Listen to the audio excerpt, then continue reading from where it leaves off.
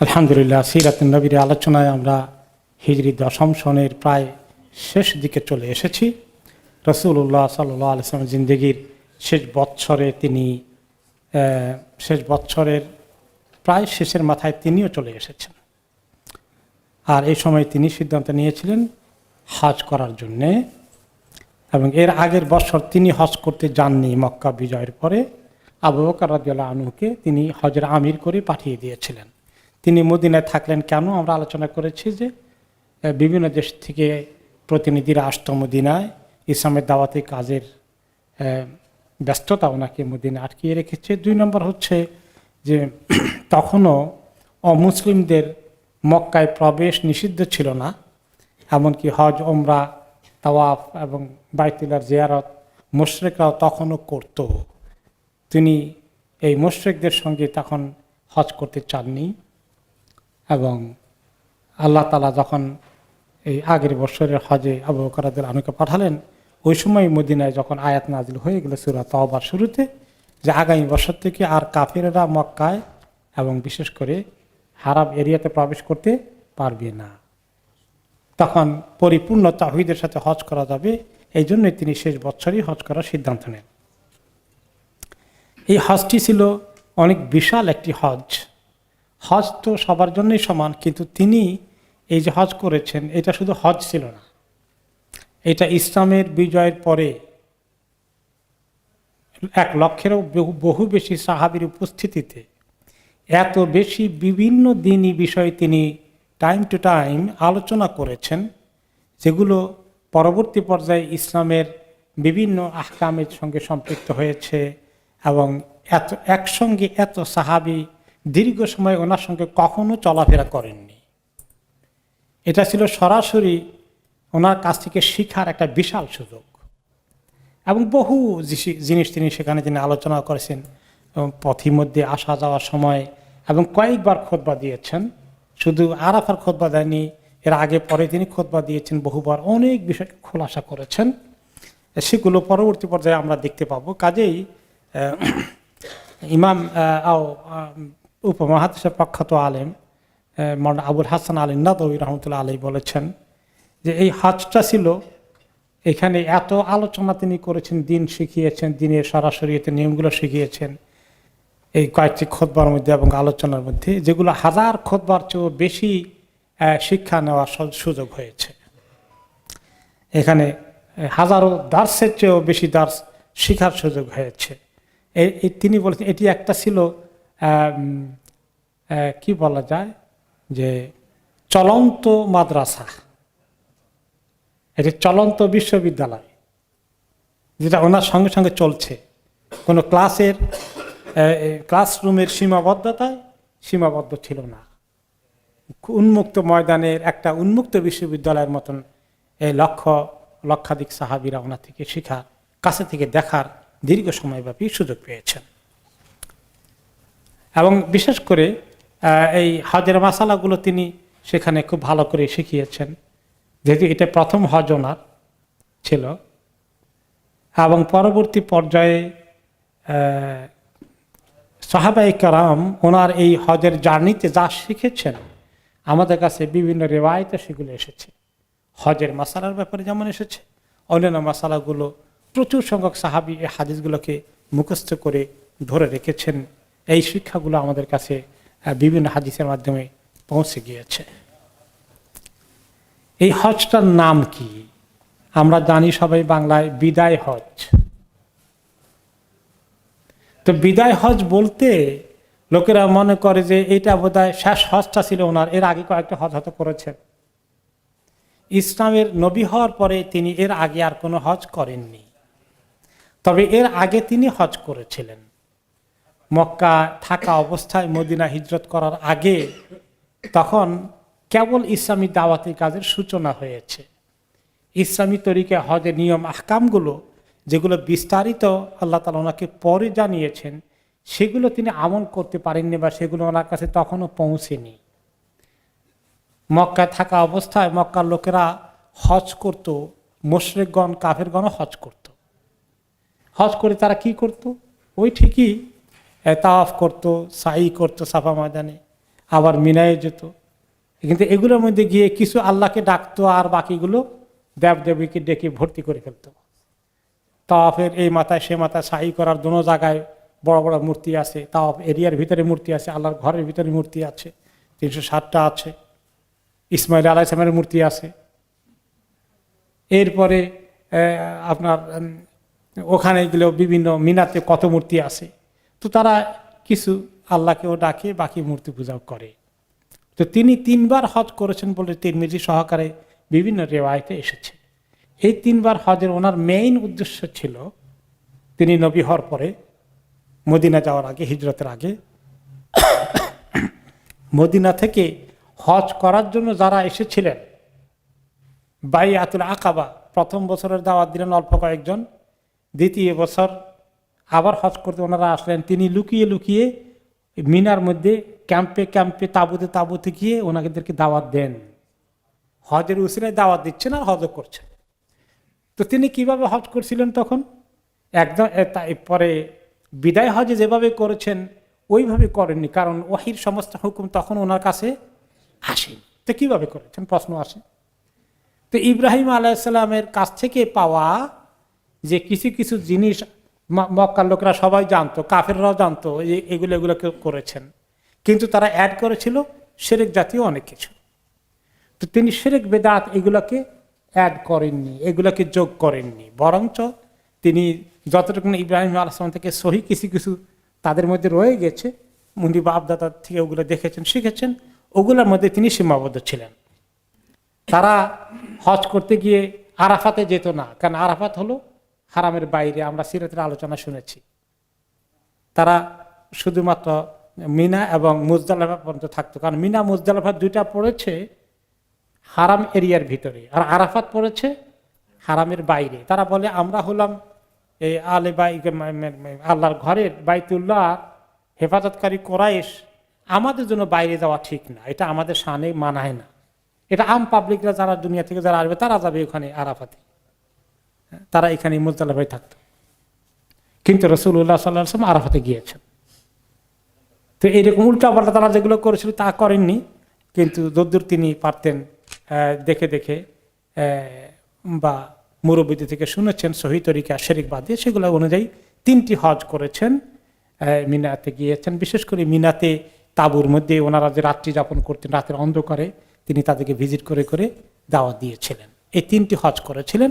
আর ইসলামের মেইন সমস্ত হজের হুকুম আহকাম, তখন তো হজ ফরজ হয় নেই। তিনি যখন মক্কায় 3টি হজ করলেন, এগুলো কি ফরজ হজ ছিল না। হজ ফরজ হয়েছে কোন সময়? মদিনা যাওয়ার বেশ পরে, অনেক পরে গিয়ে হজ ফরজ হয়েছে, প্রায় ওনার হিজরতের 2-3 বছর শেষ হওয়ার 2-3 বছর আগে, মানে 7-8 বছর পরে গিয়ে হজ করা ফরজ হয়েছে। তো কাজে ওনার ফরজ হজ ছিল এটাই, যেটা বিদায় হজ। তো এটাকে বিদায় হজ এই জন্য বলা হয় যে আসলে তিনি এই হজের মধ্যে বিদায় নিয়েছিলেন বলা যায় উম্মত থেকে।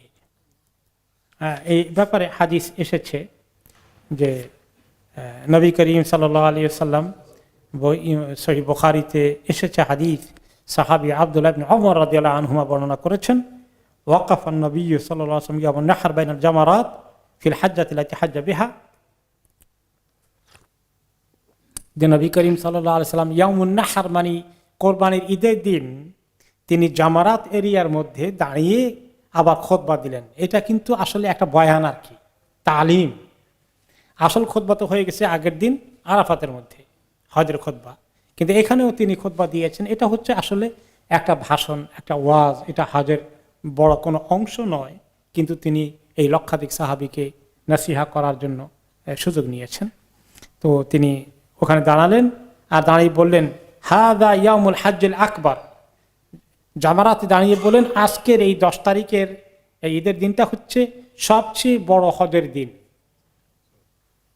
আমাদের ছিল হজ্জে আকবরী, হজ্জে আকবরী কথাটা এখান থেকে আসছে। তো আমাদের দেশের বা উপমহাদেশে বিশেষ করে হজ্জে আকবরীর আরেকটি ব্যাখ্যা আছে, রাসূলুল্লাহ সাল্লাল্লাহু আলাইহি ওয়াসাল্লামের ব্যাখ্যার সঙ্গে সেটা মিলে না।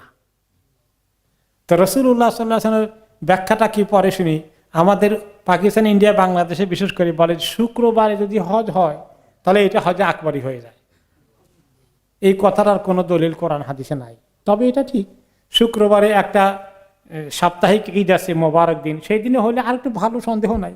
কিন্তু এটার নাম হজে আকবরী দেওয়া এই জাতীয়, এবং হজে আকবরী হলে কিছু কিছু আমাদের ধরেন 100 বছর 200 বছর আগে যে সমস্ত বাদশারা মক্কা মদিনা শাসন করেছিল, তারা আসলে কিছু কাজ অনুষ্ঠান করেছে যেগুলো এমন কোনো গুরুত্ব নাই।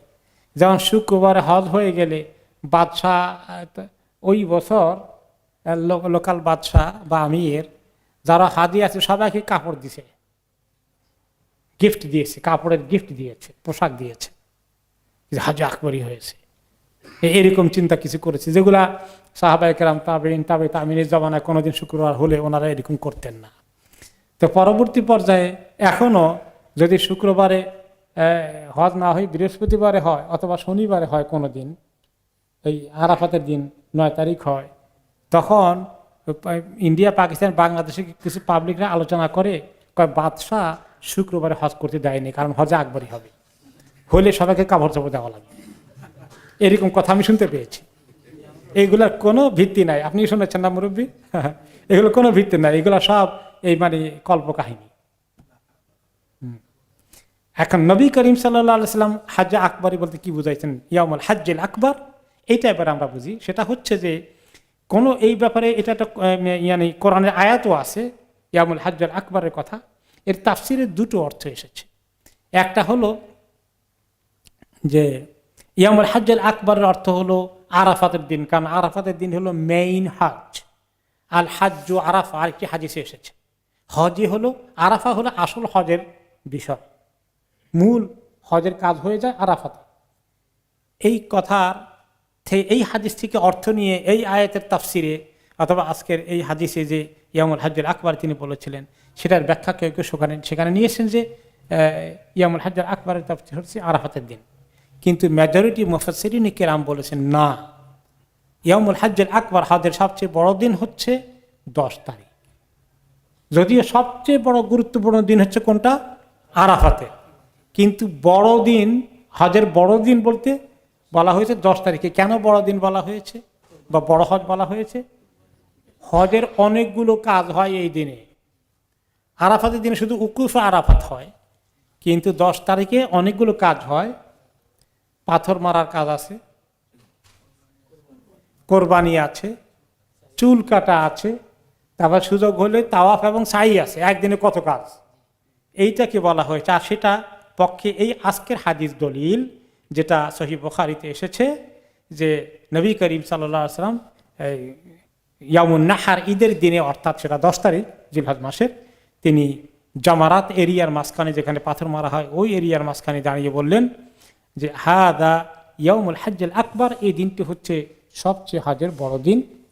আর ফাতাফিক নবী সাল্লাল্লাহু আলাইহি ওয়াসাল্লাম ইয়াকুল আল্লাহুম্মা শাহাদ, কিছুক্ষণ পরে পরে বা বারে বারে তিনি বলছিলেন, আল্লাহ আপনি সাক্ষী থাকেন, আল্লাহ আপনি সাক্ষী থাকেন। বয়ান করছেন, তোমরা বুঝছো কিনা?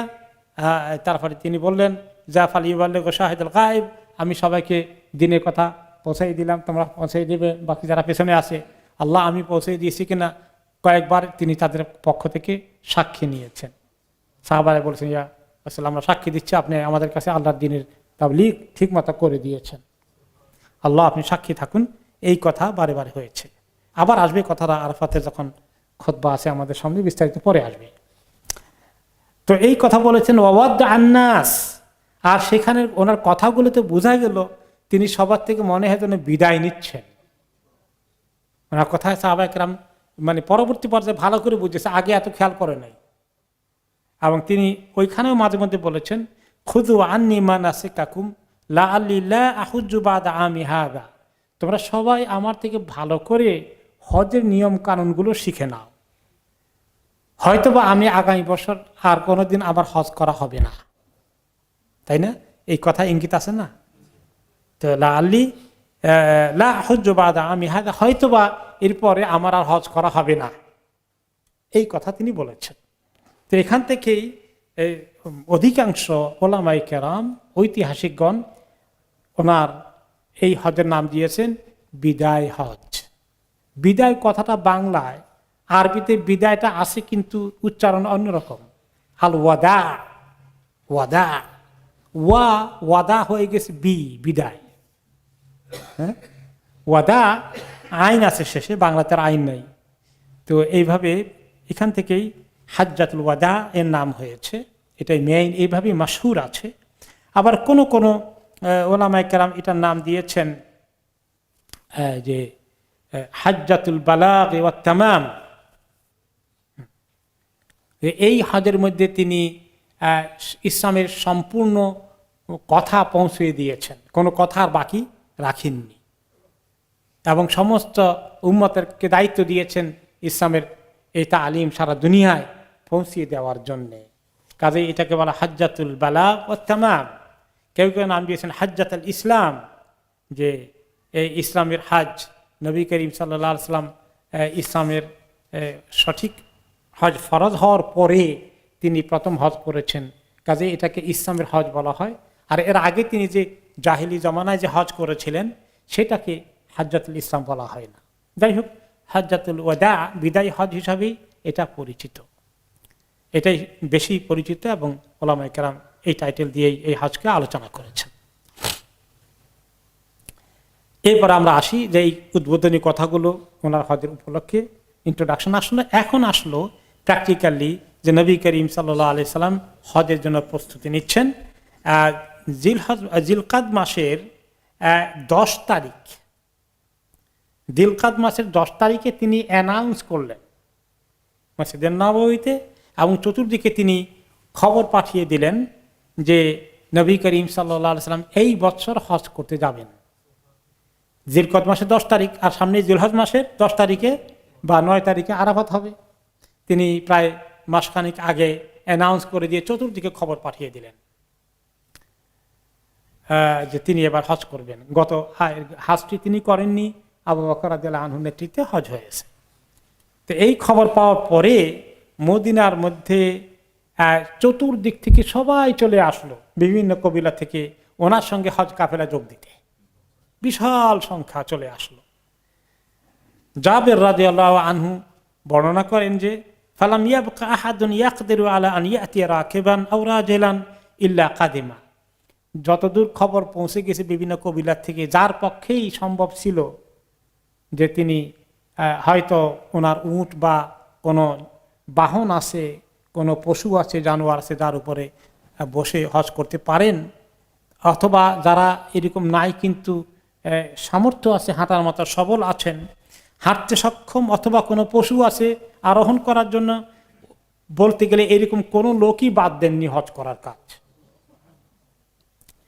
জাবের রাদিয়াল্লাহু আনহু আবার আরেকটি হাদিসে বলেন যে আমি এত মানুষের সমুদ্র দেখেছি, ফানাদারতু বাইনা ইয়াদাইয়া, আমি আমার সামনের দিকে তাকালাম মানুষের কাফেলার দিকে, ওয়ামিন খালফি, পেছনে তাকাই, ওয়ান ইয়ামিনি, ডানে তাকাই, ওয়ান শিমালি মাদ্দা বাসারি, বামে তাকাই, আমার চোখের দৃষ্টি যদ্দূর যায় আমি দেখি, কি দেখি, ওয়ান্নাসু মুশাতুন ওয়া রুকবানুন, শুধু মানুষ আর মানুষ, কেউ হেঁটে পয়দলে চলছে, আর কেউ উঠে সওয়ার হয়ে বিভিন্ন বাহনে সওয়ার হয়ে এগিয়ে আসছেন, আর নবী করিম সাল্লাল্লাহু আলাইহি সাল্লাম তালবিয়া দিচ্ছেন, আর সবাই তালবিয়া পড়তে পড়তে এই মক্কার দিকে রওনা হয়ে গেছে।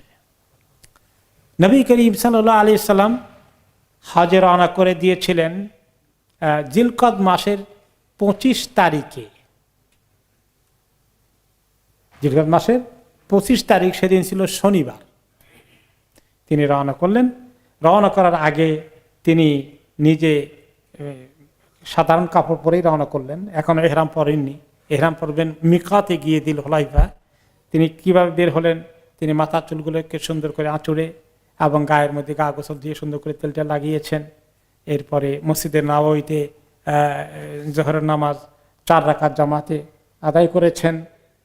এরপরে জোহরের পরে তিনি রওনা করে দিলেন মিকাতের দিকে, এবং উনি মদিনা ওনার দায়িত্ব পালন করার জন্য নাইব হিসাবে ওনার অনুপস্থিতিতে মদিনার প্রশাসন দেখার জন্য দায়িত্ব দিয়ে গেলেন আবু দুজানা আস-সাঈদী রাদিয়াল্লাহু আনহু নামে এক সাহাবীকে। আবার কোন কোন ঐতিহাসিক বলেছেন নাসিবা ইবনে উরফুতা আল গিফারিকে তিনি দায়িত্ব দিয়েছিলেন। আবু দুজানার ব্যাপারে অধিকাংশ ঐতিহাসিক একমত হয়েছেন, ওনাকেই নবী করিম সাল্লাল্লাহু আলাইহি ওয়াসাল্লাম মদিনার দায়িত্ব দিয়ে আসলেন। ওনার সঙ্গে কতজন আসছিল? বর্ণনাকারীগণ বলেন যে মদিনার থেকেই 1 লক্ষের উপরে ওনার সঙ্গে যোগ দিয়েছে। মদিনায় যারা আগে থেকে বিভিন্ন কবিলা থেকে এসে জমা হয়েছে তারা সহ, মদিনার বাসিন্দারা সহ 1 লক্ষের বেশি। এমনকি ওনার বিবিগণ 9 জন ছিলেন ওই সময় জিন্দা, 9 জনের সবাই ওনার সঙ্গে যোগ দিয়েছিলেন হজে। এবং এছাড়া মদিনার বাইরে থেকে ওনার সঙ্গে যোগ দিয়েছিলেন আরও কিছু লোক, যেমন মক্কায় যারা অবস্থান করছিলেন, ফাতে মক্কার পরে অনেকে ইসলাম কবুল করেছেন, অনেকে খুব সিনসিয়ারলি করেছেন, তো তারা মক্কাবাসীরা ওনার সঙ্গে হজে যোগ দিয়েছে। তাহলে তো এখানে আরেকটা নাম্বার বাড়লো। ওইদিকে ইয়ামানের অনেক কবিলা ইসলাম কবুল করার কারণে সেখানে 2 জন বড় বড় নাম করা সাহাবী আছেন। দোনোজনকে রাসূলুল্লাহ সাল্লাল্লাহু আলাইহি ওয়াসাল্লাম হাজিদেরকে নিয়ে ওনার সঙ্গে জয়েন করতে বলেছেন, আলী ইবনে আবি তালিব রাদিয়াল্লাহু আনহু এবং আবু মুসা আল আশআরী রাদিয়াল্লাহু আনহু। ওই 2 জনকে ওনারা প্রচুর সংখ্যক লোককে নিয়ে এসেছেন। তাহলে সংখ্যা 1 লক্ষের অনেক বেশি। ওনার বিবিদেরকে সবাইকে তিনি বললেন যে তোমরা সবাই চাইলে আমার সঙ্গে চলো, সবাইকে তিনি নিয়ে হজে নিলেন। এবং বিদায় হজের এক পর্যায়ে তিনি বিবিদেরকে বলেছিলেন, হাদিহিল হাজ্জাহ, এই তোমাদের হজ, সুম্মা যুহুরুল হসর, এরপরে তোমাদেরকে বিছানায় পড়ে থাকতে হবে, আর হজ না করলেও চলবে। অর্থাৎ ফরজ হজ জীবনে মাত্র একবার, আর না করলেও চলবে। তো এইখানে তিনি আসলে ওনাদেরকে না করার জন্য বলেছেন নাকি না করলে চলবে এইটা বলেছেন? এইটা নিয়েও বিবিদের মধ্যে আন্ডারস্ট্যান্ডিংয়ের কিছু সমস্যা হয়েছে। পরবর্তী পর্যায়ে কোনো বিবিরা বলেছেন যে না, আমাদেরকে নিষেধ করা হয় নাই। আয়েশা রাদিয়াল্লাহু আনহা বলছেন, উনি তো বলছিলেন যে ইয়া রাসূলুল্লাহ, আমরা যখন জিজ্ঞাসা করলাম আমরা জিহাদে যেতে চাই, তিনি বলছেন যে তোমরা জিহাদে যাওয়া দরকার নাই সব সময়, তো হজ করলে তোমাদের জিহাদ হয়ে যাবে, সব হয়ে যাবে। তো তিনি তো এটা বুঝালেন যে তাহলে তো আমরা হজ করতে পারবো, ওকে, কাজে আমি যেতে রাজি আছি। এবং তিনি সহ আরো কয়েকজন ওনার ইন্তেকালের পরেও ওনারা হজ করতে গিয়েছিলেন। কিন্তু 2 জন বিবি, জাইনাব বিনতে জাহাশ এবং সাউদা বিনতে জামা রাদিয়াল্লাহু আনহুমা, ওনাদের 2 জনের বুঝ, আন্ডারস্ট্যান্ডিং এই হাদিসের থেকে নিয়েছেন যে ওনারা বলতেন যে আমাদের কাছে মনে হয় তিনি আমাদেরকে আর যেতেই নিষেধ করেছেন, যে এই হজ শেষ আর করা দরকার নাই, মানে তিনি আমাদেরকে না করার জন্যই বলেছেন। এইটা ওনাদের বুঝ হয়েছে হাদিস থেকে, এইটার অর্থ। ওনারা বলছেন 2 জনেই, আল্লাহি লা তুহাদ্দিকুনা দাব্বাতুন বাদা আন সামি'না যালিকা মিন রাসূলিল্লাহ সাল্লাল্লাহু আলাইহি ওয়াসাল্লাম। নবী করিম সাল্লাল্লাহু আলাইহি ওয়াসাল্লাম থেকে এই হাদিসটি শোনার পরে বিদায় হজের সময় আমরা আর কোনো জানোয়ারের উপরে উঠবো না, ঘর থেকে বের হয়ে হজ করার জন্য আমরা আর কোনোদিন বের হব না। কিন্তু বাকি ওনারা 2 জন সাহাবা আয়েশা সহ অন্যরা হজ করেছেন ওনার ইন্তেকালের পরেও। যাই হোক, তো ওনারা মদিনা থেকে জোহরের নামাজ পড়ে রওনা করে দিলেন। এবার মক্কা অভিমুখে প্রথমে মিকাতের দিকে রওনা করলেন। মদিনা তো মিকাতের বাইরে, ইহরাম করার জন্য মিকাতের দিকে রওনা করলেন। জিল হুলাইফা হলো মদিনার মিকাত। এখনও যারা মদিনা থেকে হজ ওমরা করার জন্য ইহরাম করি কোথায় যায়? জিল হুলাইফা যে জায়গা আছে মদিনা থেকে কয়েক মাইল, 3-4-5 মাইল দূরে একটি এলাকা, যেখানে মসজিদ এবং বেশ কিছু বিশাল মসজিদ, সেটা মিকাতের মধ্যে আছে। ওখানেই সবাই থামেন এবং ওযু করেন, কেউ কেউ গোসলও করেন, ওখানে 2 রাকাত নামাজ পড়েন। এভাবে ওখানে তিনি পৌঁছলেন। ওখানে গেলেন তিনি যে রাস্তা দিয়ে, সে রাস্তার নাম তরিকুস সাজারা। মদিনা মসজিদে নববী থেকে বের হয়ে ওইদিকে গেলে একটা রাস্তা, তখনকার নাম ছিল তরিকুস সাজারা, গাছের রাস্তা। ওই এলাকায় কিছু গাছ টাছ ছিল। হ্যাঁ, এখনকার মতো রোড তো আর না, পায়ে চলা পথ, তো কিছু গাছ টাছ ওখানে ছিল। ওই রাস্তার নাম ছিল তরিকুল সাজারা। ওখান থেকে রওনা করলেন এবং সেটা আসলে ওই জিল হুলাইফাটা ওয়াদিউল আকিক, এটার জিল হুলাইফা একটি স্পটের নাম, কিন্তু পুরো যে উপত্যকা, পুরো এরিয়াটা উপত্যকা, শহর থেকে মদিনা শহর থেকে বের হয়ে গেলেই এই পুরো এরিয়াটার নাম হচ্ছে ওয়াদি আল আকিক। ওয়াদি আল আকিক নাম। তো সেখান থেকে ওই রাস্তা দিয়েই ওনারা বের হয়ে তরিকা সাজারা থেকে ওয়াদি আল আকিকে গিয়ে ওনারা জিলহুলাইফা পৌঁছলেন। পৌঁছতে ওনারা প্রায় সময় লাগলো, আসরের কিছুক্ষণ আগে ওনারা পৌঁছলেন। জোহরের পর রওনা করে দিয়েছেন আর আসরের আখ্যান দিয়ে সেখানে পৌঁছে গিয়েছেন। সেখানে পৌঁছে আসর পড়লেন কয় রাকাত? 2 রাকাত কসর, কারণ ওনাদের শহর থেকে বেরিয়ে গেছেন। কাজে এখন ওনারা মুকিম না, এখন কি মুসাফির। মুসাফির হলে 2 রাকাত পড়তে হয়। অথবা সেখানে রাত্রি যাপন করলেন, সবাই সেখানে রেস্ট নিলেন সকাল পর্যন্ত। আবার সকালে উঠে ওনারা ফজর পড়লেন, ওখানে গিয়ে ওনারা মাগরিবও পড়লেন। আসরের পরে মাগরিব আসলো, এশা আসলো, পরের দিন ফজর, এমনকি পরের দিন জোহরও পড়লেন। জোহরের পরে সেখান থেকে তিনি আবার মক্কা দিকে ইহরাম করার পরে রওনা করলেন। তাহলে সেখানে 5 ওয়াক্ত নামাজ পড়েছিলেন, যেগুলো 4 রাকাত নামাজ, সেগুলোকে 2 রাকাত কসর করে পড়েছেন। নবী করিম সাল্লাল্লাহু আলাইহি ওয়াসাল্লামের সঙ্গে ওনারা বিবিরা আছেন। প্রত্যেক বিবির জন্যই হাওদাজ আছে, যে একটা উঠে উঠেন, উঠের উপরে হাওদাজ থাকে। এবং আবার যখন ওনারা নিচে নেমে ঘুমান বিশ্রাম করেন, সেখানে সবার জন্য আবার ছোট ছোট তাঁবুর মতো করে দেওয়া আছে। এটা এবং ওই হাওদাজটা সহকারী তাঁবুর ভিতরে ওনারা নামেন, উঠেন। এবং সবাই তখন আরব দেশে এটাই ছিল, কোনো সফর করতে হলে লম্বা সফরে সবাই সাথে ছোট ইয়ের মতো রাখতেন, তাঁবুর মতো রাখতেন, এবং সেখানে ওনারা ঘুমান। তো 9 জন বিবির 9টা আলাদা তাঁবু ছিল ওনারা ঘুমানোর জন্য। এবং রাসূলুল্লাহ সাল্লাল্লাহু আলাইহি ওয়াসাল্লাম এই রাত্রে ওনাদের সঙ্গে ঘুমিয়েছেন এবং তিনি 9 জন স্ত্রীর সঙ্গেই সহবাস করেছেন। এটাও সিরাতে কিতাবে এসেছে। এবং এটা একটা কারো কারো প্রশ্ন আসতে পারে যে 9 জনের সঙ্গে কি সম্ভব নাকি? নবী করিম সাল্লাল্লাহু আলাইহি ওয়াসাল্লামকে সাধারণ মানুষের সঙ্গে তুলনা করা যায় না। আল্লাহ তাআলা ওনাকে, নবীদেরকে অনেক শক্তি দান করেন, এনার্জি দেন, সামর্থ্য দান করেন, যেটা সাধারণ মানুষের পক্ষে সম্ভব নয়। কারণ ওয়াহি নাজিল হয়ে গেলে এর যে ওজন, যে ভার, তার জন্য রুহানি শক্তি শুধু নয়, শারীরিক শক্তিও অনেক লাগবে।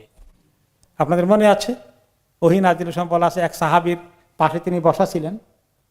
তারপরে নবী করিম সাল্লাল্লাহু আলাইহি ওয়াসাল্লাম ওহী আসলে একটু তিনি, এটাকে বলা হয় এক ধরনের ভাব হতো, পুরো বেহুশ না, কিন্তু কারোর সঙ্গে কোনো কথাবার্তা না, তিনি অন্য জগতে তখন আছেন, ওহী রিসিভ করছেন।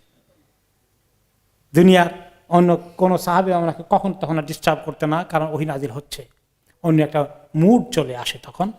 এবং তিনি বসা ছিলেন, ওনার পা মোবারক অন্য সাহাবীর পায়ের উপরে যখন পড়লো, সে সাহাবী বললেন যে আমার পা, ওনার পায়ের ওজন এত বেশি, মনে হয় যেন আমার পা একদম গুঁড়া হয়ে যাবে। আমি অলমোস্ট পা সরিয়ে ফেলতেছিলাম, কিন্তু শুধুমাত্র যে আল্লাহ নবীর ওহীর ডিস্টার্ব হয়ে যাবে, আমি পা সরাই নাই।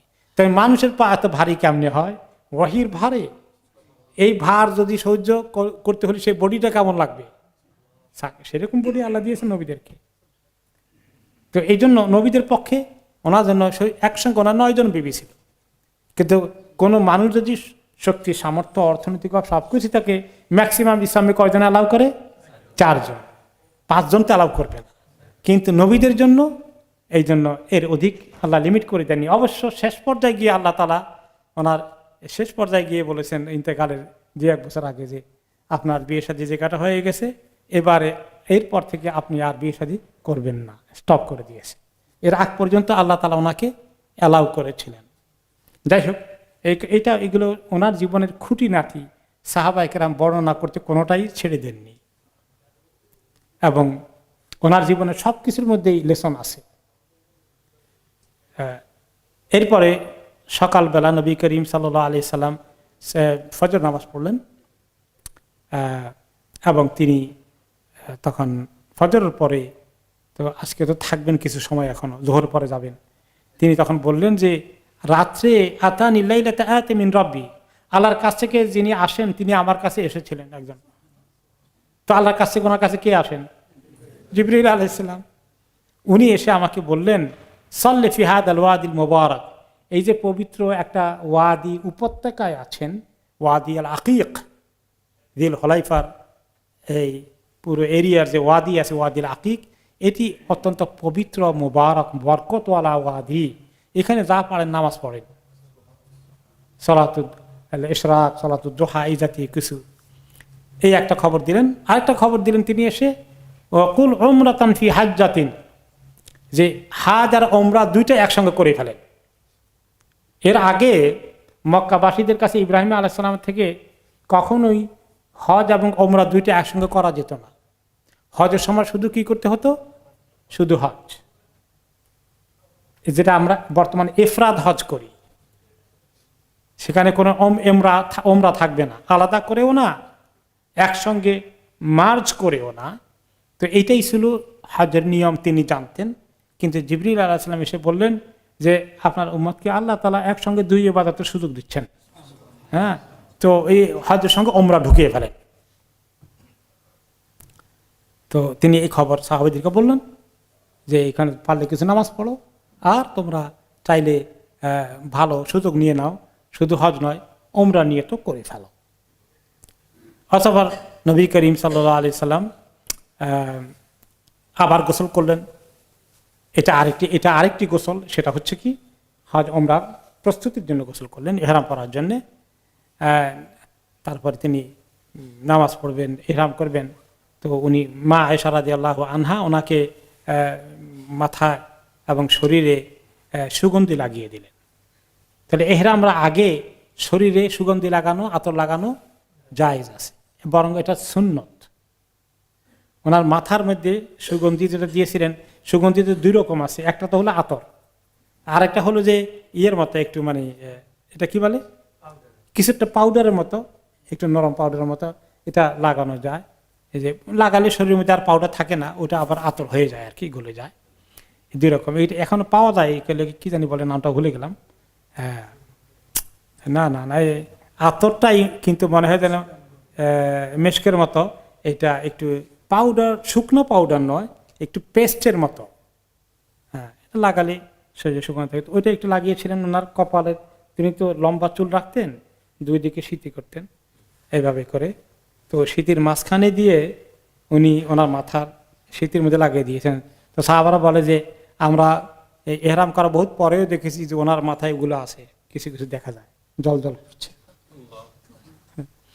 তো এইভাবে ওনাকে লাগিয়ে দিলেন। এরপরে ওনার মাথার মধ্যে, দাঁড়ির মধ্যে আতর লাগালেন। তাহলে ইহরাম পরার আগে শরীরে, দাঁড়িতে, চুলে এই জাতীয় পারফিউম বা আতর লাগানো, সুগন্ধি লাগানো যায়, কিন্তু কাপড়ে, ইহরামের কাপড়ে লাগানো যাবে না। ইহরামের কাপড়ে লাগানো যাবে না, শরীরে লাগানো যাবে। আর ইহরাম করার পরে আর শরীরেও না, কাপড়েও না। এখন ইহরাম করার পরে যদি গায়ে আতর থাকে, সেটা যদি আর ওই ইহরামের কাপড়ে লেগে যায়, তাতে আপনি দায়ী হবেন না আর। ওকে, এই যে হাদিস আমরা এখন শুনবো, তিনি কিভাবে ইহরাম করলেন, এগুলোই কিন্তু আমাদের ইহরামের নিয়ম। এখান থেকে ওলামায়ে কেরাম কিতাব লিখেছেন কিভাবে ইহরাম করতে হবে, কিভাবে হজ আদায় করতে হবে, কিভাবে ওমরা আদায় করতে হবে। এই জন্য রাসূলুল্লাহ সাল্লাল্লাহু আলাইহি ওয়াসাল্লাম খুব গুরুত্ব দিয়ে বলেছেন, দেখো সবাই, কারণ উনি তো সবাইকে ট্রেনিং দিয়ে হজ ট্রেনিং করে নিয়ে আসেন নাই মদিনা। আমাদের তো মাশাআল্লাহ এখানে কিছু হজ ট্রেনিং হয়। তিনি এখন ট্রেনিং দিচ্ছেন আর বলছেন বারবারে কি, খুদু আন্নি মানাসিকাকুম, আমার থেকে সবাই খেয়াল করে করে হজের নিয়ম কানুন শিখো, হজের পদ্ধতি শিখো, হজের হুকুম আহকামগুলো শিখো। লা হজ্জ বাদা আমি হাদা, হয়তোবা আগামীতে আর আমার হজ করার সুযোগ হবে না। যে সাহাবায়ে কেরাম থেকে শিখছেন। এরপরে তিনি সুম্মা লাব্বাদা শার রাসি বিল গিসলে আও বিল ইসালে হাত্তা লা ইয়াশআস, তিনি চুলগুলো তো ওনার লম্বা ছিল, বাবরি চুল ছিল। এখন চুলগুলো তো খুব মানে মরুভূমির বাতাসের মধ্যে উড়ে টুড়ে কি অবস্থা করবে। উনি তো এখন চিরুনি দিয়ে তো আঁচড়বে না, কারণ চিরুনি দিয়ে আঁচড়াতে গেলে তো আবার চুল খুলে আসতে পারে, এটা তো মুশকিল। আর চুলগুলোকে বসেই রাখার জন্য এক ধরনের হার্বাল স্টাফ আছে, খেতামি বলে এটাকে, ওইটা মানে তেলের মতো, অয়েলের মতো বা ক্রিমের মতো একটু ঘন, ওটা মাথার মধ্যে এভাবে দিয়ে দিলেন, চুলগুলাকে চাপ দিয়ে ধরে রেখেছে। এই দেশে কিছু কিছু কেমিক্যাল জাতীয় পাওয়া যায়, দেখছেন, এইটা কি বলে, জেলি মার্কা, হ্যাঁ জেলি টেলি কিছু দিয়ে দেয়। তো এরকম এই আর্টিফিশিয়াল জেলি না, ন্যাচারাল হার্বাল স্টাফ ভেষজ কিছু দিয়ে তিনি চুলগুলাকে এভাবে ইয়ে করে রাখলেন যাতে করে খুব এলোমেলো না হয়ে যায়। অতঃপর তিনি ওনার গায়ের কাপড় চোপড় যেগুলো গায়ে ছিল সেগুলোকে চেঞ্জ করে তিনি কি পরলেন, 2 টুকরা পরলেন, একটা ইজার একটা রিদা।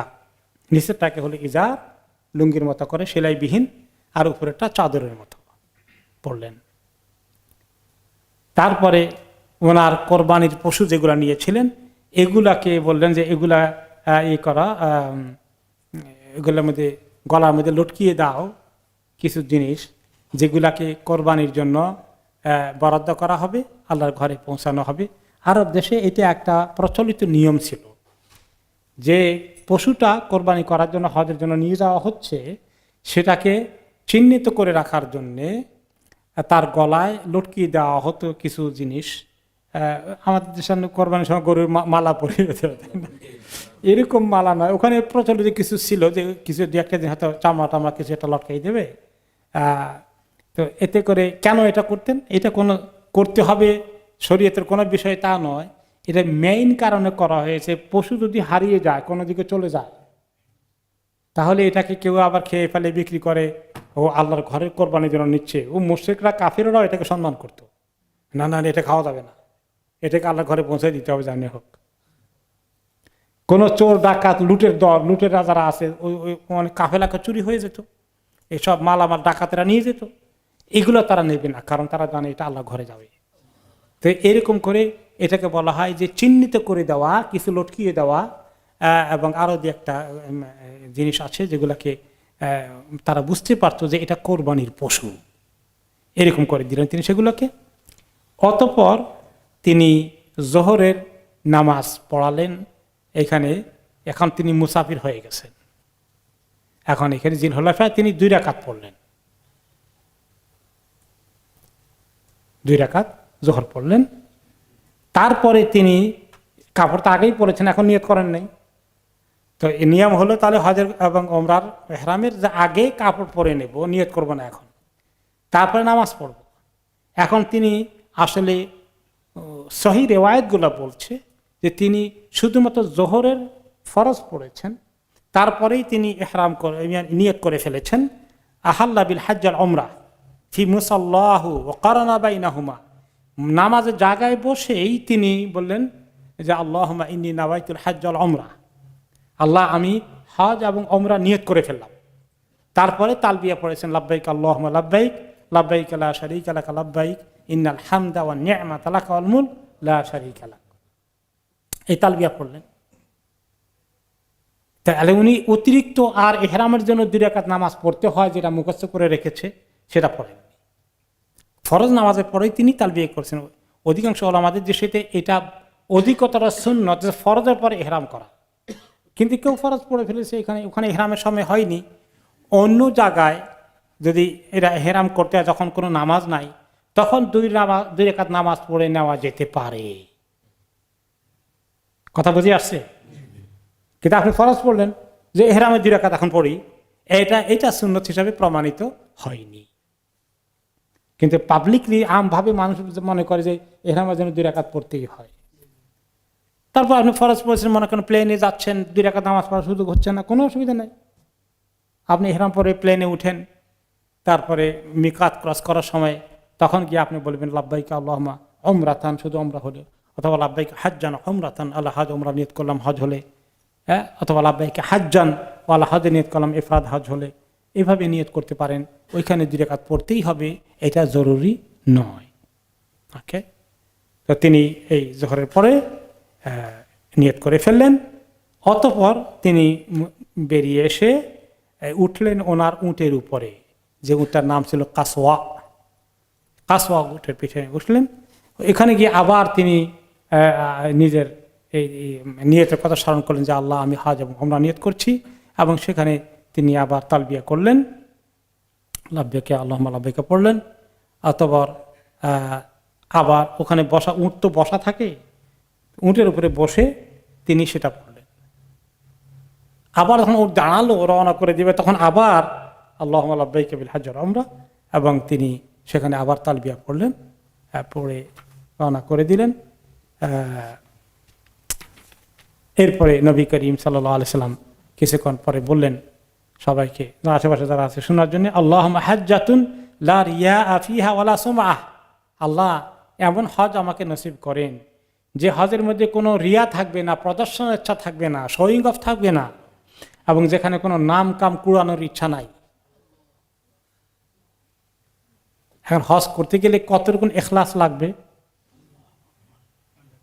আমাদের দেশের লোকেরা অনেকে হজ করতে যায়, হাজি টাইটেলটা লাগাতে পারলে কোনো টাইটেল নাই, একটা বিশাল সম্মানের বিষয় হবে। আজ অত গম চুরি করেছে এতদিন, এখন লোকেরা বলবে হাজি সাহেব হজ করে আসছে, এখন কে চুরি করবে নাকি? তো এবং আমি বলেছিলাম এক্সাম্পল হজ তালিম দিতে গিয়ে, যে হজ করার আগে হাজি নাম লিখে বসে আছে। আমি আগের জমানায়, আমি তো প্রথম হজের সময় ছিলাম সেখানে, সেটা কোন সময় বোধ হয় 1979 সন, তখনও এত উন্নত হয় নাই, অনেক সাদামাটা ছিল। যে আপনারা যখন তাওয়াফ করেন যে চক্রে এরকম এই স্পেশাল পাথরগুলো ছিল না, এটা নর্মাল ফ্লোর ছিল। ওখানে দিনের বেলা পা দিলে পা একদম মানে জ্বলে যাচ্ছে, এই সিমেন্টের যে পাকা ছিল। তো ওই সময় দেখেছি আমাদের দেশের লোকেরা, আমার বাপদাদার সময় কথা বলি, যে আমার যুগে না, তার আগের যুগে মক্কায় এমন কোনো বিশাল বিশাল বাজার ছিল নাকি? সব জিনিস পাওয়া যেত না, পাওয়া গেলেও অনেক দাম বেশি হতো। জাহাজে যারা আসতেন তারা দেশ থেকে চাল ডাল সব নিয়ে আসতেন, হলুদ মরিচ থেকে শুরু করে এভরিথিং নিয়ে আসতেন, সব যে স্টিমারে করে নিয়ে আসতেন। তো আমাদের সময়েও কিছু কিছু স্টিমার ছিল, পরে তো স্টিমার আস্তে আস্তে বন্ধ হয়ে গেল, প্রায় প্লেনেই আসে। তো দেখি যে আমি ভিজিট করতে গেলাম এই প্রথম হজে, মিনার মধ্যে বাংলাদেশি হাজিরা কোথায় আছে, তো গিয়ে দেখি যে দেশ থেকে বদনা টদনা সব নিয়ে আসছে, যেটা ওই তখনকার আগে জমানার সিলসিলা আর কি। তো বদনার মধ্যে দেশ থেকে আসতে লেখা আছে হাজি করিমুল্লাহ, হজ করবে এখন মক্কায় এসে আগেই হাজি হয়ে গেছে। তো এই জাতীয় আমাদের অনেকেরই আছে। আর হাজি সাহেব না বললে মনটা খুব কষ্ট পাওয়া যায়, হাজি সাহেব বলো না আমারে। তো একজনে এক মানে লেখক ইসলামী চিন্তাবিদ লিখতেন, কাজে হজ করলে হাজি বলতে হবে। তো যারা রেগুলার নামাজ পড়ে তাদেরকে নামাজি বলে ডাকবো নাকি? হ্যাঁ, যারা রেগুলার নিয়মিত রোজা রাখে, রোজাদার অমুক, রোজাদার সনিমুল্লাহ, নামাজি কলিমুল্লাহ, এরকম ডাকবো নাকি আমরা? তো এটা আসলে নিজেকে একটা টাইটেল জোগাড় করার জন্য নিয়ত করলে এটা কিন্তু ভালো হবে না। তারপর কেউ আপনাকে ডাকছে, আপনি চান নাই, এটা আপনার গুনাহ হবে না। কিন্তু আপনি যদি চান আমাকে ডাকুক ওইভাবে, তাহলে সর্বনাশ আছে। আলহাজ, হাজিটা হয়ে যায় সাধারণ, আর আলহাজ দিলে আরেকটু আপার ক্লাস হয়ে যায়। এগুলো সবগুলোই ঠিক নয়। নামের অংশ হাজি। আমি দু একজনকে জিজ্ঞাসা, আপনার নাম কি? বলে আমার নাম হাজি কারামত আলী। এইভাবে করে বলাটা ঠিক নয়, এগুলো ঠিক নয়। আইতার হাজ ওরা আলহাজ, এরকম করে নিজে কখনো নিজের নামের টাইটেল বানানো অথবা এভাবে নিজেকে অ্যাড্রেস করুক লোকেরা, এরকম তামান্না করা ঠিক নয়। কেউ যদি আপনাকে করে, এটার জন্য আল্লাহ আপনাকে পাকড়াও করবে না। কিন্তু আপনি চান তারা করুক, তাহলে খবর আছে। এই হাদিসের বিপরীত কাজ হয়ে গেল। লা রিয়া ওয়ালা সুমআ, আল্লাহ আমি কোনো রিয়া নাম, কোনো নাম খ্যাতি কিচ্ছু চাই না, আল্লাহ শুধু হজ করো, তুমি কবুল করো। কেকও কাটেন? হ্যাঁ, হজের পরে কেক কাটে না? আচ্ছা।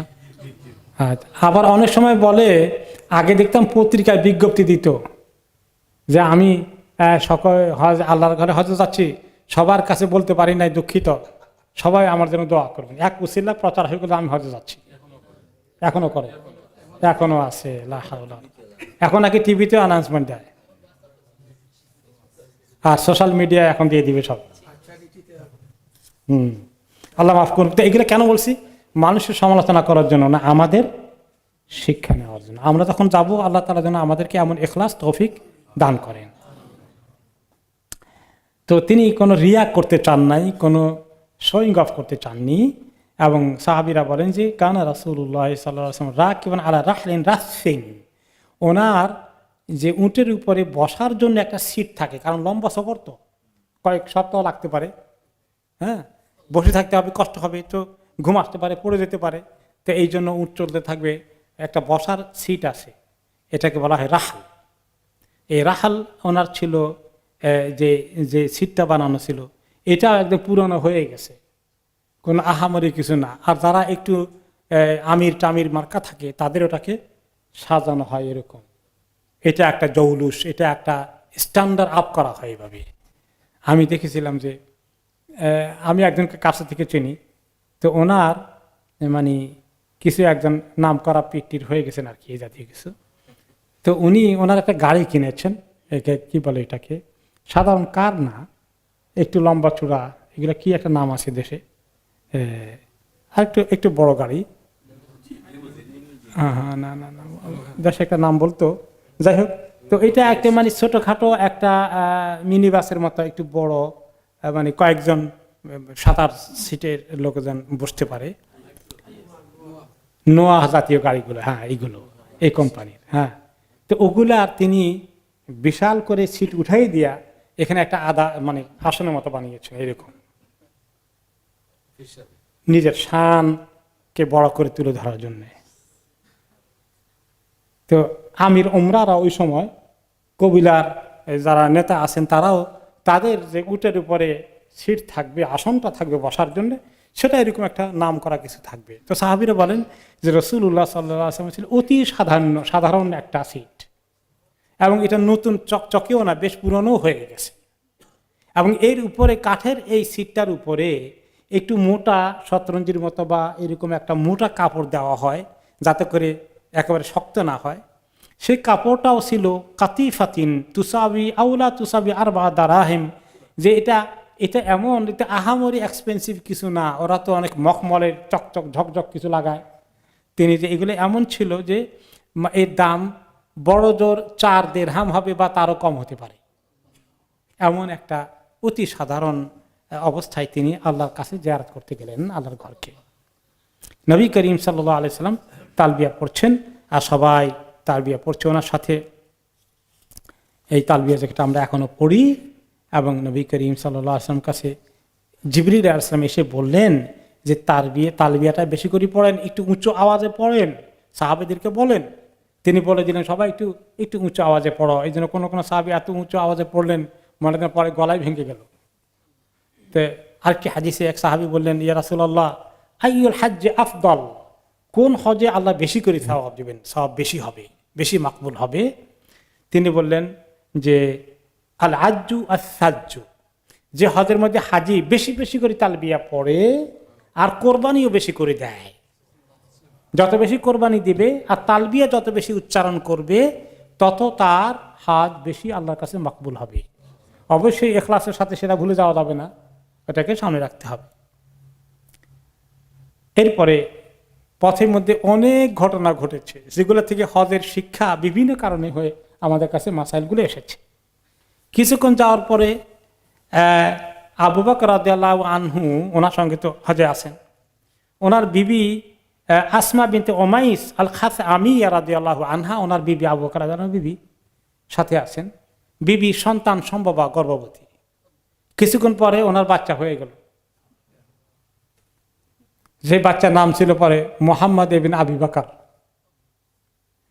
যে এই বাচ্চা হয়ে গেল, এখন রাসূলুল্লাহ সাল্লাল্লাহু আলাইহি ওয়াসাল্লাম কাছে উনি আসলেন যে ইয়া রাসূলুল্লাহ, এখন আমার বিবির তো বাচ্চা হয়ে গেছে, নেফাস, যে এই সময় তো নামাজও পড়া যায় না, নিষেধ, রোজা রাখা যায় না, তাই না, মাসিকের মতো নেফাসটাও এই লেভেলের, এখন সে কি করবে, তার ইহরামের কি অবস্থা হবে ইয়া রাসূলুল্লাহ? তখন নবী করিম, তখন এটা যুলহুলাইফায় থাকা অবস্থাতে এখনো ইহরাম করেন নাই, এই সময় ঘটনা ঘটে। তখন নবী করিম সাল্লাল্লাহু আলাইহি ওয়াসাল্লাম বললেন যে ঠিক আছে, তার আর সবার মতোই গোসল করে নিক, এবং তারা যে প্যাড ব্যবহার করে, এখনকার জামানায় রেডিমেড প্যাড আছে মেডিকেলি, তখনকার জামানায় কাপড় চোপড় ব্যবহার করে বিশেষ জায়গায় তারা রক্তপাত যাতে ছড়িয়ে না যায় সেটা ওইভাবে করে নেবে, অতঃপর সেও ইহরাম করবে, তালবিয়া পড়বে যা অন্য মানুষরা করে। তবে যদি সেই অবস্থাতেই এখন যে নেফাস চলতেছে, এটা তো অনেক দিন যাবে, তো মক্কায় গেলে তিনি তাওয়াফ করবেন না, যতক্ষণ না নেফাস থেকে মুক্ত না হচ্ছেন। এই যে মহিলা আসমা বিনতে উমাইসের ঘটনার কারণে হাইজ নেফাসওয়ালী মহিলারা কিভাবে এহরাম করবে তার মাসাইল আমরা শিখতে পেলাম, তাই না? এই দেখেন, এইভাবেই শিখার রাস্তা খুলে গিয়েছে। এই ওনার জার্নিটাই ছিল সমস্ত হজের ফিকহের মূল সোর্স। এই মহিলা আসমা বিনতে উমাইস আল খাসামিয়া থেকে আরেকটি শিক্ষা, যে উনি অরিজিনালি ছিলেন, ওনার বিয়ে হয়েছিল প্রথমে জাফর ইবনে আবি তালেব, আলী রাদিয়াল্লাহু আনহুর ভাই, নবী করিম সাল্লাল্লাহু আলাইহি ওয়াসাল্লামের কাজিন, চাচাতো ভাই। উনি শহীদ হয়ে গিয়েছিলেন, জাফর আত-তাইয়ার, যার নাম, মুতার যুদ্ধে শহীদ হয়ে গিয়েছিলেন। তো ওনার এই বিবিকে, বিধবাকে বিয়ে করলেন কে? আবু বকর রাদিয়াল্লাহু আনহু। পরবর্তী পর্যায়ে আবু বকর রাদিয়াল্লাহু আনহুর যখন ইন্তেকাল হয়ে যায়, এরপরে ওনাকে, ওই বিধবা মহিলাকে ইদ্যত পার হওয়ার পরে বিয়ে করেছিলেন আলী ইবনে আবি তালেব রাদিয়াল্লাহু আনহু। একটা শিক্ষা এখানে এই যে বিধবাদেরকে বিয়ে হওয়ার পরে, মানে স্বামীর ইন্তেকালের পরে, আসলে এটা আমাদের সবারই একটা দুর্বলতা আমাদের সমাজে, যে পরবর্তী পর্যায়ে বিয়ে শাদীটা সহজে দেওয়া হয় না। এটা কিন্তু একটি জুলুম একটা নারীর প্রতি, তার হক থেকে তাকে বঞ্চিত করা হয়। সাহাবায়ে কেরামে এরকম ঘটনা বহু আছে, যে কোনো কোনো জায়গায় যে এক যুদ্ধের সাহাবী শহীদ হয়ে গেছেন, ওনার বিয়ে হয়েছে, ওই স্বামী আবার আর যুদ্ধে গেছেন, শহীদ হয়ে গেছেন, আবার বিয়ে হয়েছে, এরকম 5-7 বার পর্যন্ত ঘটনা আছে। এগুলো কোনো আইব মনে করা হয় না, কিন্তু আমাদের দেশে এগুলো কিছু হিন্দুয়ানি তরিকায়, মানে বিধবাকে এভাবেই শাস্তি দেওয়ার একটা নিয়ম চলে আসছে, সারা জীবন সাদা কাপড় পরবে। আমার মনে আছে রংপুরে, উত্তরবঙ্গে যখন ছিলাম, তখন হিন্দু একজন, আমি তখন ছোট বাচ্চা আর কি, কেবল ক্লাস 2, 3, 4, 5 পড়ি। হিন্দু মহিলারা একদম জোয়ান, মাথার চুলগুলো একদম নেড়ে করে, এতটুকু বড় হয় না, মহিলারা আসছে একদম জোয়ান। তখন তো বুঝি নেই, পরে বুঝতে পেরেছি যে এরা বিধবা হয়ে গেছে, এদের আর বিয়ে ঠিক হবে না, কারণ বিয়ে করলে তার স্বামীর নরক হবে, তার স্বামীর কষ্ট হবে। এবং এই জন্য সতীদাহ প্রথা ছিল। বরঞ্চ সে যদি তার স্বামীর যেখানে তাকে জ্বালায়, এটা কি বলে জানি, শ্মশানে, সেখানে গিয়ে যদি আত্মাহুতি দেয়, নিজে ওখানে গিয়ে জ্বলে পুড়ে মরে, তাহলে সেও স্বর্গে যাবে, তার স্বামীও স্বর্গে যাবে। সতীদাহ প্রথা নাম শুনেছেন? এভাবে বহু লক্ষ লক্ষ হাজার হাজার মহিলাকে পোড়ানো হয়েছে। এবং হিন্দু ধর্মে এরকম ইতিহাস আছে, যখন কোনো মহিলা দেখতো যে তার স্বামী মারা গেছে, তার শুধু এক বিপদ না, স্বামী মারা গেছে, আরেক বিপদ কোনটা, তাকে জীবন্ত পোড়ানো হবে, তারা পালিয়ে যেত ঘর থেকে, ধরে নিয়ে আসতো, তাদেরকে টেনে নিয়ে স্বামীর চিতায় পড়তো। ইংরেজরা গিয়া এই কিছু মহিলাদেরকে বাঁচিয়েছে। যখন তারা উপমহাদেশ দখল করেছে, তখন তারা সতীদাহ প্রথাকে নিষিদ্ধ, আইনত নিষিদ্ধ ঘোষণা করেছে। এতে করে কিছু মহিলারা এখনো পর্যন্ত বেঁচে আছে। এরপরেও গত কয়েক বছর আগে রাজস্থানের একটা ঘটনা পড়ছিলাম, যে এরকম এক মহিলাকে জীবন্ত স্বামীর চিতায় পুড়িয়ে দিয়েছিল। তাহলে ইসলাম বিধবাদের প্রতি যে কি আচরণ করেছে, সুবহানাল্লাহ। আমরা আমাদের আত্মীয় স্বজনের মধ্যে এরকম হয়ে গেলে নিজেরা আসলে এটা আমল করতে পারিনি, কারণ সমাজটা আমাদের এরকম হয়ে গেছে, সুবহানাল্লাহ। খুব দুঃখজনক যে জওয়ান মেয়েদেরকে বিয়ে শাদী ঠিক মতো দেওয়া হয়নি স্বামীর মৃত্যুর পরে। আসলে এটা একটা কিভাবে এই সমাজে পরিবর্তন নিয়ে আসা যায় চিন্তা করা দরকার। যাই হোক, একটা সুন্দর প্রসঙ্গ আসছিল যে কিভাবে সাহাবায়ে কেরাম এই জিনিসটাকে, নারীদেরকে সম্মানের আসনে বসিয়েছেন, স্বামী মারা যাওয়ার পরে তাদেরকে অসহায় করেছে। এরপরে আসলো যে ইবনুল কাইয়িম রাহমাতুল্লাহ আলাইহি বলেন যে এই আসমা বিনতে উমাইস আল খাসামিয়া মহিলার এই হাদিসে থেকে আমরা 3টি সুন্নত শিখলাম, হজের মাসালা শিখলাম বা উমরার মাসালা। 1 নম্বর হলো যে প্রত্যেক মুহররমকেই যে ইহরাম করতে চায় তাকে গোসল করা উচিত, এটা সুন্নত। কেউ গোসল করতে পারে না, ইহরাম করে ফেলেছে, হজ উমরা আদায় হয়ে যাবে, কিন্তু বড় একটা সুন্নত মিস হয়ে গেল। 2 নম্বর হচ্ছে আনাল হাইদা তাকতাসিল ইহরামিহা, যে হাইজ নেফাসওয়ালী মহিলারা তাদের ইহরামের জন্য তারাও গোসল করবেন, যদিও তারা নামাজ পড়বেন না, পড়তে পারবেন না এবং কোরআন শরীফ পড়তে পারবেন না, কিন্তু গোসলটা তাদের জন্য জরুরি। 3 নম্বর হচ্ছে যে হাইদ নিফাস অবস্থা ইহরাম করা যায়, তো কিন্তু ওই যে কাজগুলো করতে পারবেন না সেগুলো বলে দেওয়া হলো। এরপরে নবী করিম সাল্লাল্লাহু আলাইহি ওয়াসাল্লাম ওনার জার্নি কন্টিনিউ করেছেন মক্কার দিকে, এবং পথে আরও অনেক ঘটনা ঘটেছে। তার মধ্যে একটা ঘটনা হলো বুখারী এবং মুসলিম এসেছে, আনাস ইবনে মালিক রাদিয়াল্লাহু আনহু বলেন, নবী করিম সাল্লাল্লাহু আলাইহি ওয়াসাল্লামকে দেখতে পেলেন, তিনি ওনার এই হজের কাফেলায় একজন লোককে, বুড়ো হয়ে গেছেন বা দুর্বল কিছুটা, 2 জন লোক তাকে ধরে ধরে হেঁটে নিয়ে যাচ্ছেন, হাতিয়ে হজে নিয়ে যাচ্ছেন। কোথায়?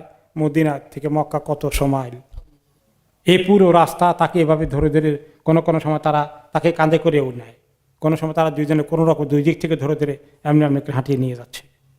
নবী করিম সাল্লাল্লাহু আলাইহি ওয়াসাল্লাম বললেন, মা লাহু, এর কি হয়েছে, তার যে এই অবস্থা কেন, এভাবে এত একটা এই দুর্বল লোক এইভাবে হেঁটে যাচ্ছে কেন? ক্বালু নাযারা আন ইয়াহুজ্জা মাশিয়ান, বলে সে তো মানত করেছে যে আল্লাহর ঘরের হজ করতে যাবে পায়ে হেঁটে, কোনো যানবাহনে সওয়ার হবে না। নবী করিম সাল্লাল্লাহু আলাইহি ওয়াসাল্লাম বললেন, ইন্নাল্লাহা গানিয়্যুন আন মাশি হাদা ফালিয়ারকাব, আল্লাহ তাআলা তার হাঁটা থেকে আল্লাহর কোনো দরকার নেই, আল্লাহ তার কাছে তার হাঁটা চায় না, তাকে বলো জলদি করে সওয়ার হওয়ার জন্য, উট গাধা বা ঘোড়া যেটাই আছে সওয়ার হয়ে যাক। তো কেন তিনি এই হেঁটে হজ করার সিদ্ধান্ত নিয়েছেন? ও বেশি কষ্ট হবে, যত বেশি কষ্ট হবে তত সওয়াব বেশি হবে, এই কথা নিজেরা ইজতিহাদ করেছে। নবী করিম সাল্লাল্লাহু আলাইহি ওয়াসাল্লাম নিজে যে কাজে সওয়াব বেশি, কখনো ওটার পিছনে থাকেন তিনি, তো তিনি কি করেছেন? সওয়ার হয়ে গেছেন। হ্যাঁ, অনেক সাহাবীরা তাদের সওয়ারি ছিল না, না থাকলে কি করবে, তারা হেঁটে গিয়েছেন। কিন্তু যাদের আছে তারা এইভাবে বেশি সওয়াবের জন্য বেশি কষ্ট করে ইবাদত করতে হবে, এই শরীয়তের সুন্নতের বাইরে এটা ঠিক নয়। এরপরে আরেকটি ঘটনা, আরেকটি শিক্ষা আছে, বাচ্চাদের হজ করা দরকার আছে কিনা। এই হজের সফরে ওই জুলহুলাফাতেই এক মহিলা বললেন, নবী করিম সাল্লাল্লাহু আলাইহি ওয়াসাল্লাম দেখিয়ে দিল, একটা লোক জিজ্ঞাসা করতেছে এক মহিলা যে আমার বাচ্চা, যে আমি এহরামের সময় বা হজের নিয়ে গিয়েছি, বাচ্চার হজ হবে কিনা, বাচ্চার জন্য আমি এহরাম করব কিনা, এটা মাসালা চায়। তখন ওনাকে দেখালো, উনি নবী করিম সাল্লাল্লাহু আলাইহি ওয়াসাল্লামকে চিনেন না, অন্য কোনো কবিলা থেকে আসেন, দেখেননি এর আগে। তো সাহাবীরা বলেন যে হ্যাঁ দা রাসূলুল্লাহ, দেখাই দিন, এই যে আল্লাহ নবী, তুমি এখন জিজ্ঞাসা করো, ফতুয়া জিজ্ঞাসা করো। ফাআখাযাত বিআদুতি সাবিয়্যিন কানা মাআহা, তখন মানুষের ভিড় তো একদম কাছে যেতে পারেনি, তো মহিলা তার বাচ্চাকে এমনি করে উঠালেন নবী করিম সাল্লাল্লাহু আলাইহি ওয়াসাল্লাম দৃষ্টি আকর্ষণের জন্য। বললেন কি, উঠে বলেন, আলে হাদা হাজ্জুন ইয়া রাসূলুল্লাহ, রাসূলুল্লাহ সাল্লাল্লাহু আলাইহি ওয়াসাল্লাম, এই বাচ্চার কি হজ হবে, তার হজ আদায় করা যাবে, হজ করানো যাবে তাকে দিয়ে? ফাকাল রাসূলুল্লাহ সাল্লাল্লাহু আলাইহি ওয়াসাল্লাম, নাআম ওয়ালাকি আজরুন, হ্যাঁ হজ হবে, তার নিয়ত করে ফেললে, তুমি ইহরাম করলে, আর তোমার জন্য আল্লাহ বেশি পুরস্কার দিবেন এই হজে। তো এই তাহলে বাচ্চাদের হজে নিয়ত করা যায়, কিন্তু বাচ্চা একবারে কোলের বাচ্চা না, কিন্তু কোলের বাচ্চা তো কিছুই বুঝবে না। এই জন্য ওলামায়ে কেরাম বলেছেন বাচ্চাটা একেবারে ছোট ছিল না, মোটামুটি মনে করেন 5, 7, 8, 9, 10 হয়ে গেলে এইরকম বাচ্চাকে আপনারা উমরায় হজে গেলে চাইলে করতে পারেন এহরাম হজের জন্য বা উমরার জন্য। কিন্তু 2-1 বছর 2-3 বছরের বাচ্চা, তাকে এইটা করে ঝামেলা দিয়ে কষ্ট দিয়ে লাভ নাই। একটু বুঝে যদি যে কিছু একটা বিশেষ কাজে সে এসেছে, সবাই তাকে বলতেছে, যেটা বোঝার মতো কিছু ক্যাপাসিটি থাকে, তাহলেই করানো উচিত। এখন তবে এই হজ ওলামায়ে কেরামের ফতোয়া হচ্ছে, এই হজ তো বেবির বাচ্চার হবে, কিন্তু এটা তার হাজ্জাতুল ইসলাম না। এই নাবালিগ অবস্থায় হজ করলে হজ হয়, কিন্তু এই হজের সওয়াবের মূল অংশ চলে যায় কার কাছে? মা বাবার দিকে। তার নিজের যে হজ যেটা তার উপরে ফরজ হয়, ফরজটা কখন হয়? বালেগ হলে, বালেগ তো হয়নি। কাজে যদি এই বাচ্চা বালেগ হয় এক সময়, তার সামর্থ্য থাকে অর্থনৈতিকভাবে, তার উপরে হাজ্জাতুল ইসলাম, ইসলামের হজ তার উপরে ফরজ হয়ে যায়, তাকে আবার ফরজ হজ করতে হবে। সে যদি বলে যে না ছোটকালে মা বাবার সঙ্গে করছি, আমার বয়স ছিল 7 বছর, না, তার হজ ওইটা নফলের মতো হবে, কিন্তু তার আসল হজ, ফরজ হজ তাকে আদায় করতে হবে। এভাবে করে আমরা নবী করিম সাল্লাল্লাহু আলাইহি ওয়াসাল্লামের কাছ থেকে সামনে আরো অনেক কিছু শিখবো বিদায় হজে জানিতে। আজকে আমরা এখানেই শেষ করে দিই, আগামী সপ্তাহে আবার ইনশাআল্লাহ আমরা কন্টিনিউ করবো। ওয়াবিল্লাহি তৌফিক, সুবহানাকাল্লাহুম্মা ওয়া বিহামদিকা, আশহাদু আল্লা ইলাহা ইল্লা আনতা, আস্তাগফিরুকা ওয়া আতুবু ইলাইক।